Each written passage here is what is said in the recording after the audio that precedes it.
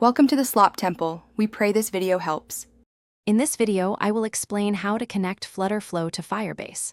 First, begin by creating a new project within FlutterFlow, giving it a clear and descriptive name. Simultaneously, set up a corresponding new project in the Firebase console.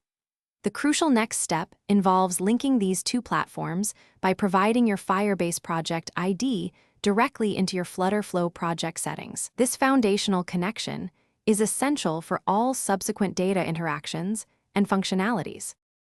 Next, configure your Firebase project.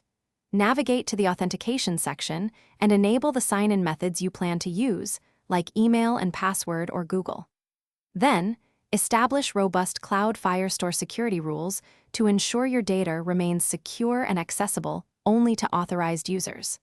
Finally, create your initial Firestore collections and documents, laying the groundwork for your application's data structure. This setup is vital for secure and organized data management.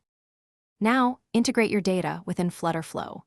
Define data models that precisely match your Firestore collections, ensuring seamless data mapping. Use FlutterFlow's intuitive UI builder to design pages that display and allow interaction with this data. Implement various queries to efficiently fetch and filter information from your Firestore database, enabling dynamic content and user experiences. This step brings your data to life within your application's interface.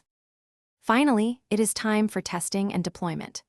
Rigorously test your application in FlutterFlow's run mode to ensure all features and data interactions work as expected.